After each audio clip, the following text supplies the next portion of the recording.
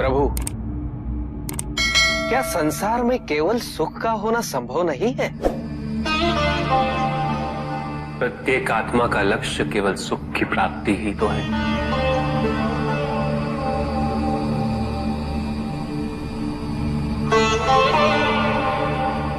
परमानंद की प्राप्ति। किंतु हम सुख नहीं,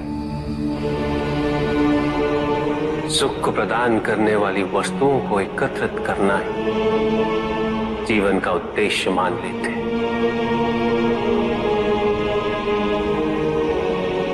ये समस्त संसार माया है, सब कुछ नश्वर है।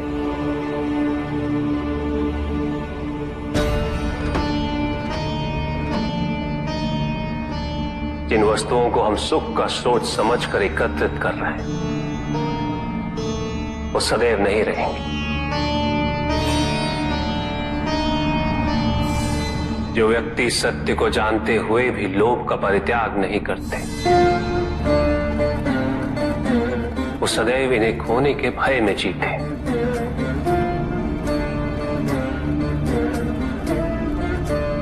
और जो व्यक्ति सत्य को जानते ही नहीं, वो अहंकार में जीते।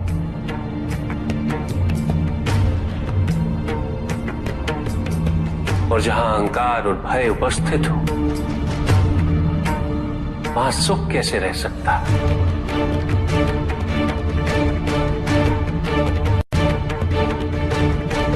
किसी को यह दुख है कि उसके पास कुछ भी नहीं,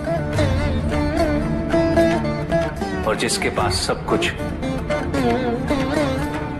उसे ये दुख है कि पाने को कुछ शेष नहीं।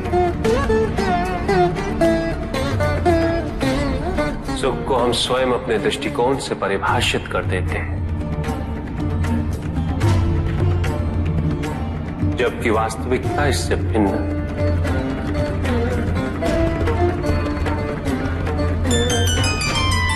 इसलिए आवश्यकता है अनासक्त रहने की।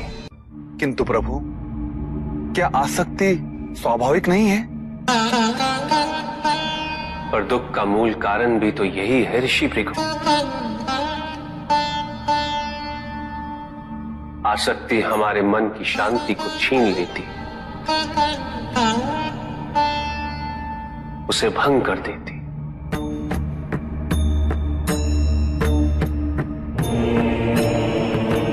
हमारी बुद्धि को स्थिर नहीं रहने देती,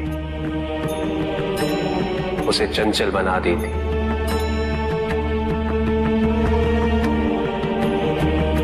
आसक्ति से प्रमाद की उत्पत्ति होती, प्रमाद मद होता है, और मद अहंकार का स्रोत है।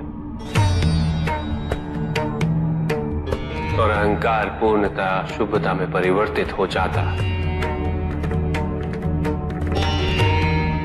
अर्थात आसक्ति अशुभता की जननी। इसलिए अनावश्यक है। तो प्रभु, आसक्ति को अनासक्ति में कैसे परिवर्तित किया जा सकता है?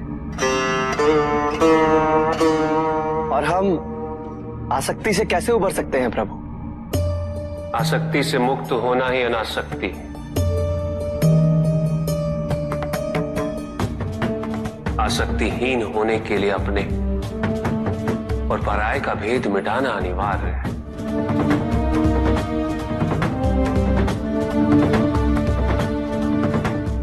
और यह तभी संभव होगा जब हम सुख की खोज बाहर नहीं, अपने भीतर करें। जब हम यथार्थ को पहचानें, उसे स्वीकार करें।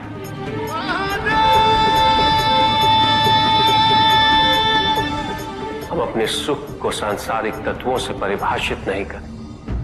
जब तक हम ऐसा करते रहेंगे, हम बंधते जाएंगे। जब हम स्वयं अपने भीतर झांकना आरंभ करेंगे, हमारी मुक्ति का मार्ग स्वतः प्रशस्त होता जाएगा।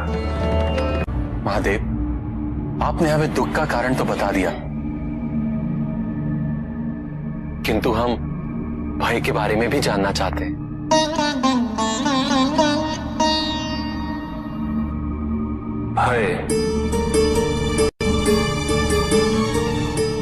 भय का स्रोत है इच्छा।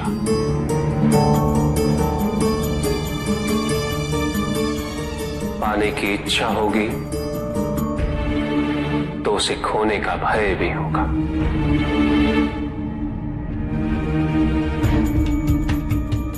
यदि जीवित रहने की इच्छा है तो मृत्यु का भय भी अवश्य होगा।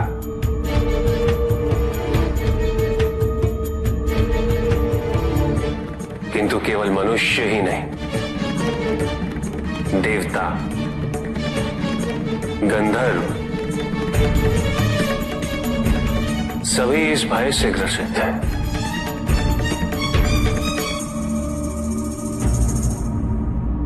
क्योंकि इच्छाओं से मुक्त कोई भी नहीं।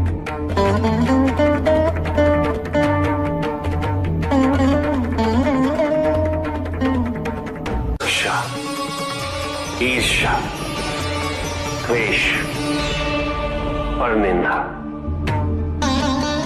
और षड्यंत्र जैसे पाप भय से ही उत्पन्न होते हैं। और प्रत्येक पाप का प्रायश्चित केवल दुख और कष्ट उठाने से ही संभव होता है।